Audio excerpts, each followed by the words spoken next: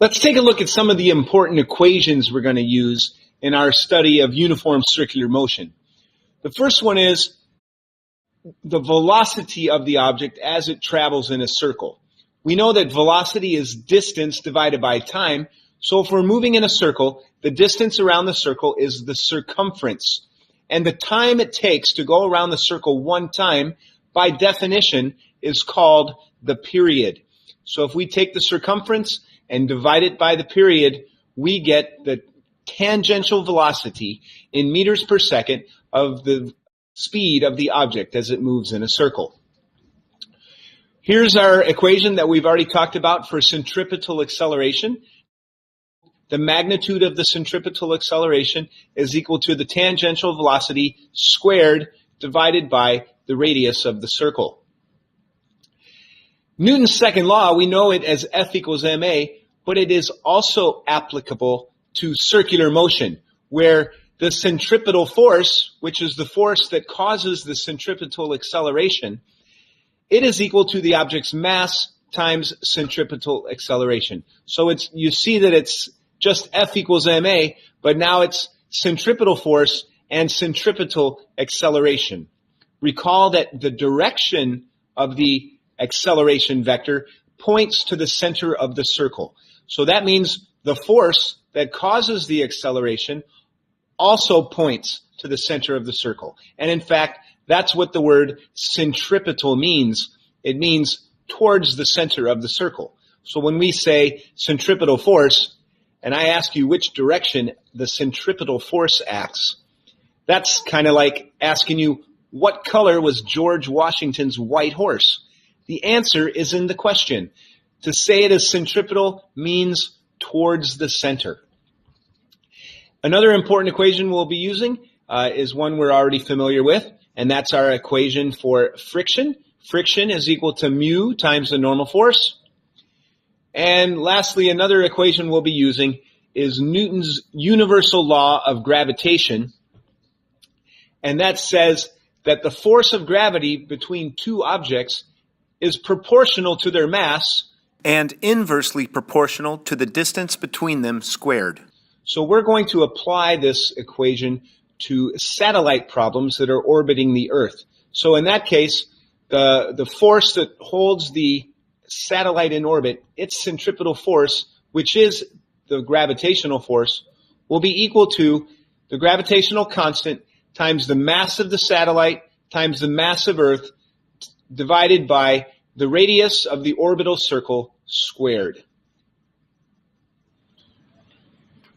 It's important to understand also that in these problems, we can apply concepts of uniform circular motion to parts of a circle. It doesn't have to keep moving in a circle continuously. For example, if I'm driving down the road and I make a turn only a quarter of a circle, I can still apply uniform circular motion to that 1/4 of a circle. During the time that I'm moving in that quarter of a circle, I can assume I'm moving in circular motion. And we call this here the radius of the turn, as if this was one complete big circle and this was 1/4 of it.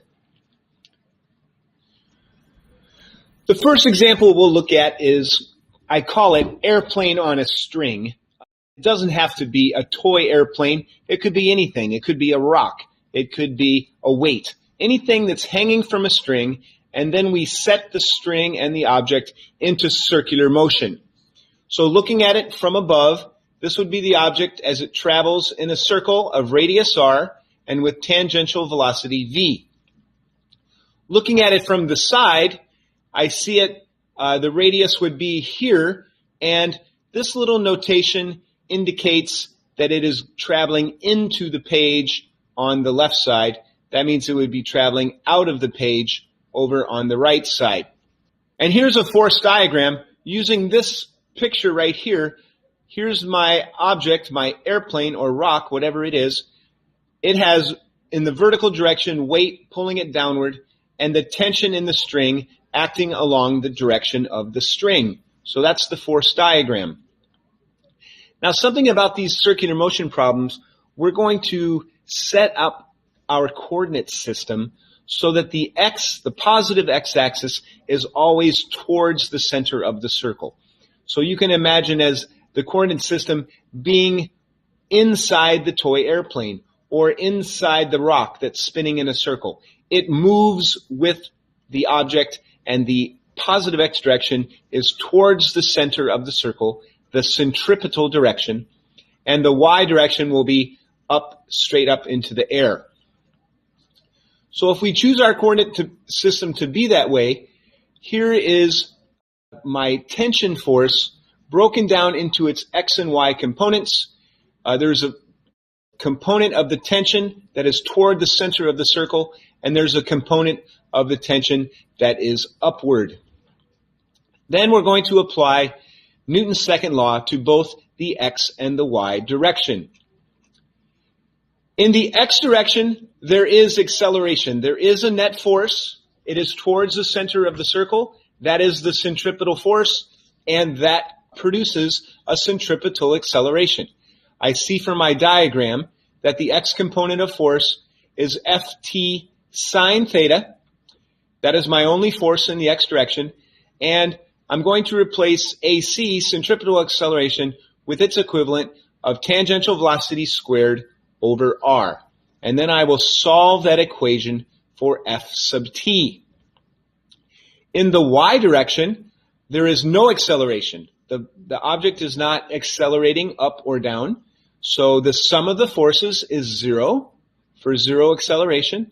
And in the upward direction, I have the y component of the tension, which I've labeled Fy. And in the downward direction, I have the weight of the object. So Fy positive upwards, mg negative downwards, their sum equal to 0.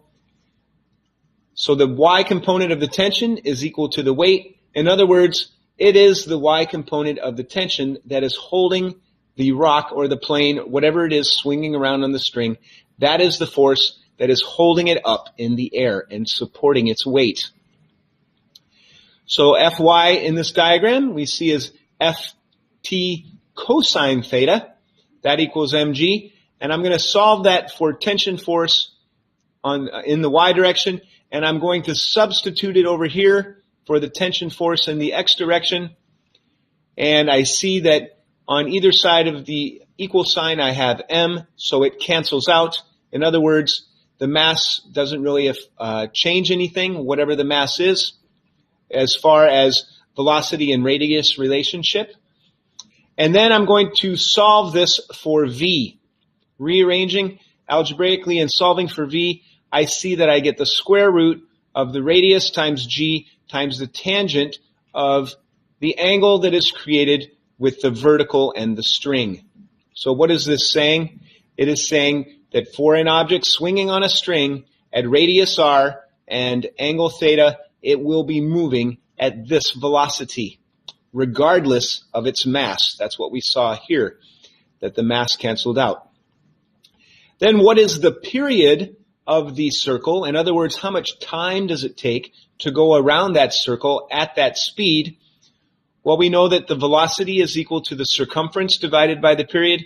So I solve that equation for t, capital T, the period, and I make the substitution of what I got for velocity into the denominator over here.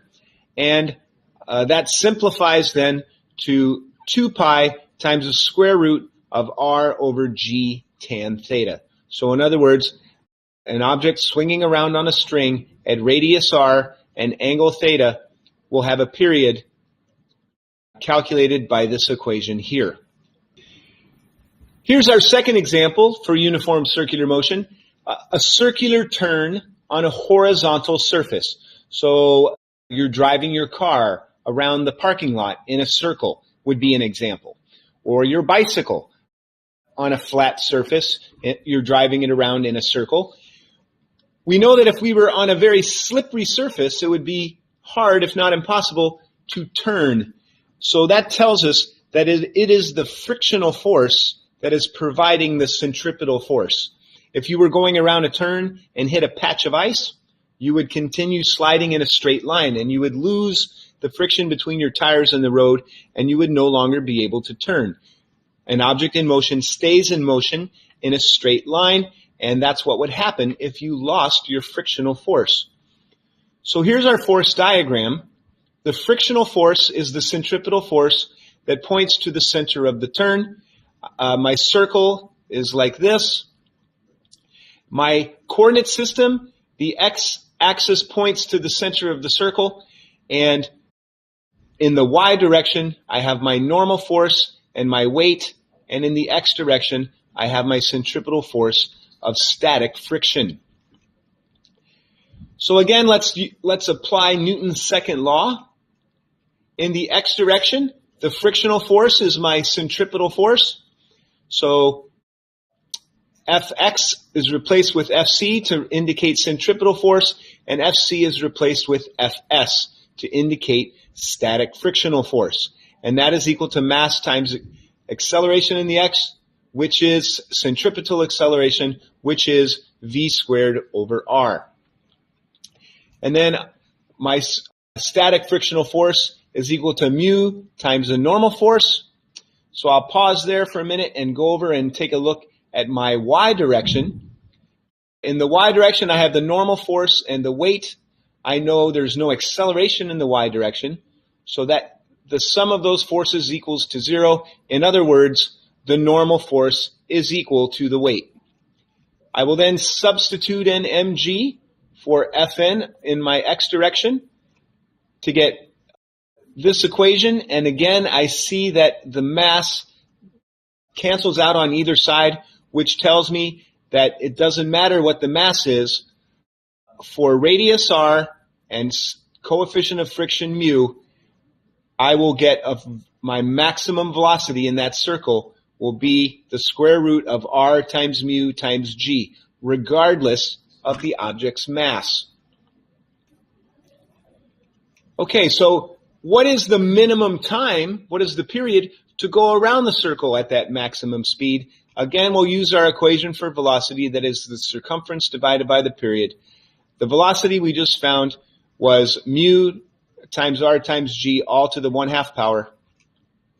And I will do some algebra and solve this equation for t, and I see that the period of the time it takes to go around the circle at that velocity v is equal to 2 pi times the square root of r divided by mu times g.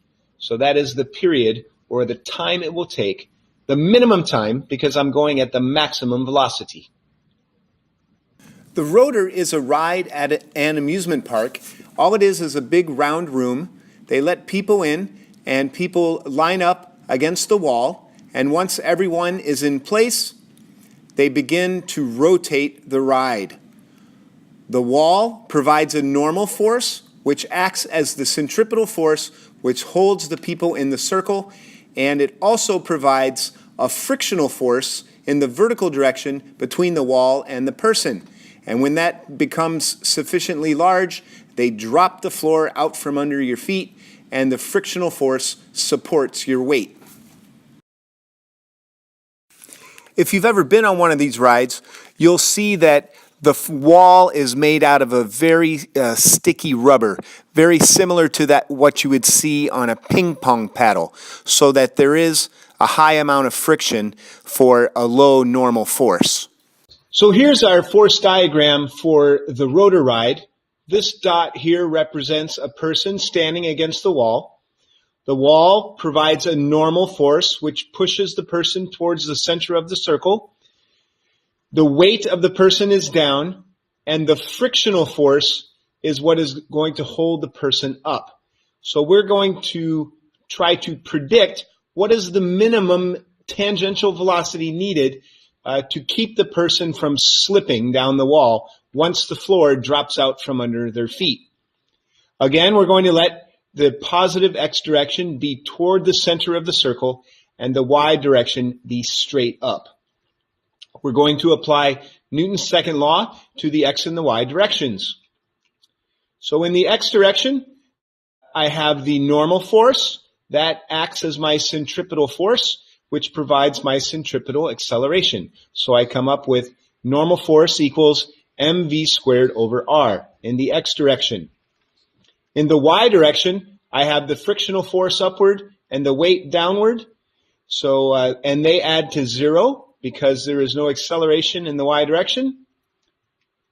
And I see that the frictional force is equal to the weight, and the frictional force is also mu times the normal force. So if I solve this equation in the y direction for the normal force, I get mg divided by mu. I can plug that in over here in the x direction, and you see that the m's cross off from either side. What does that mean? It means that the mass is not important.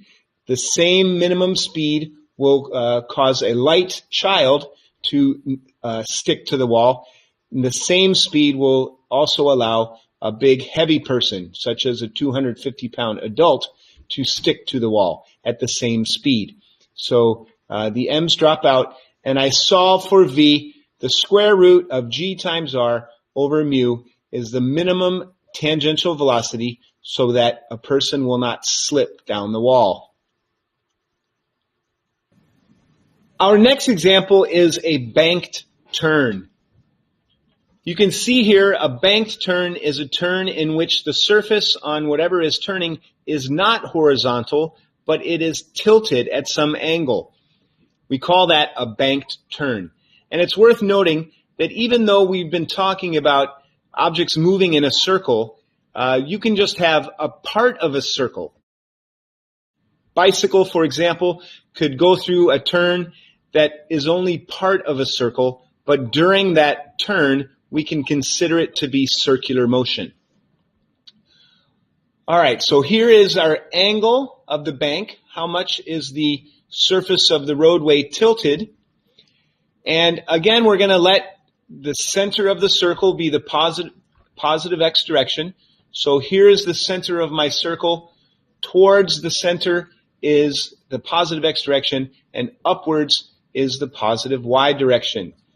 Here is our force diagram of the forces acting on the bike or the car, whatever it is that's turning in a circular turn.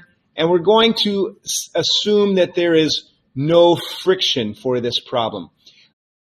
If you imagine if the car was sitting still, it would want to slide down the slope, so the friction would be up the slope. And if it was going very, very fast, it would try to fly out of the circle and try to move up the ramp. So the friction then is down the ramp in that case.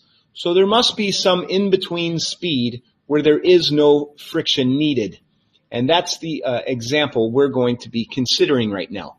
So in our force diagram, there is only the normal force, which is perpendicular to the roadway surface, and it is at the same angle as the roadway surface. And the weight is straight down, of course. So you'll notice that this force diagram looks very similar to the plane on a string problem, except instead of tension now, it's the normal force. So you can follow through the algebra. It's very similar to the toy plane, except instead of tension now and x and y components of tension, we have x and y components of the normal force. So we see that the y component of the normal force is what holds up the weight, and the x component of the normal force is what provides the centripetal force that causes the car or bike to turn and move in a circle. And we see that we get the same equations for the velocity and for the period. The last example we'll look at is that of a satellite orbiting the Earth. A satellite moves around Earth in circular motion, and here's a diagram of that happening. If the satellite was orbiting the Earth at the equator, this would be looking at it from above the North Pole. So you see there is tangential velocity, and the satellite moves in a circle. A is the altitude above Earth's surface. This solid line circle is the Earth itself. So from the center of the Earth to here is the radius of the Earth, and then from the surface of the Earth to the satellite is the altitude of the satellite above Earth's surface. So the radius of the circle that the satellite is traveling in is the sum of Earth's radius and its altitude. And that's what we see over here. Looking at it now from the plane of the equator, here would be the radius of the Earth. Here would be the distance from the Earth to the satellite. And here is the satellite as it moves in a circle into and out of the page. As always, we'll let the positive x direction be towards the center of the circle. And the force that acts as the centripetal force is the force of gravity. The force of gravity, as we know, acts towards the center of the Earth. So that fits our definition of centripetal force, a force directed towards the center of the circle. And using Newton's law of universal gravitation that says the force of gravity between two objects is equal to the universal gravitational constant times the mass of the first object times the mass of the second object divided by the radius of the circle squared, where now the object is little m for mass of the satellite and big M sub e for mass of the Earth. We'll start off with our equation for tangential velocity, that is circumference divided by period. And we also use our equation for Newton's second law for centripetal motion. The sum of the forces in the x is equal to mass times centripetal acceleration. And the centripetal force is the gravitational force, which we said comes from Newton's universal law of gravitation. And mass times v squared over r for centripetal acceleration. We see that the mass of the satellite is on both sides of the equation, so it drops out. It turns out that the mass of the orbiting body is not important. And then we solve what's left for velocity, the tangential velocity of the satellite. Note that it is dependent upon the radius of its circle. In other words, the velocity of a satellite is dependent upon its altitude, but not its mass. Then we take our equation for velocity and we substitute it in over here in our equation for velocity, and that is related to the circumference and the period. So making that substitution, squaring both sides, rearranging, and solving for t, we get our equation that tells us the period of the satellite. It depends upon the radius of the circle, the universal gravitational constant, and the mass of the planet about which it is orbiting. You might notice this equation here that says the square of the period is proportional to the cube of the radius. That is Kepler's third law. Also, let's take this opportunity to introduce a term that you will see, and that is geosynchronous orbit. That is a very specific radius of orbit that produces a period that is exactly 1 day long, which is this many seconds, 8.64 times 10 to the fourth seconds in 1 day. Why is that beneficial? A geosynchronous orbit means that a satellite will remain above the same spot on Earth as it rotates about the planet, and it matches the planet's rotation. So it's always above the same spot of the Earth, so it's always in the same spot of the sky. And in order for that to be true, it needs to be in the equatorial plane.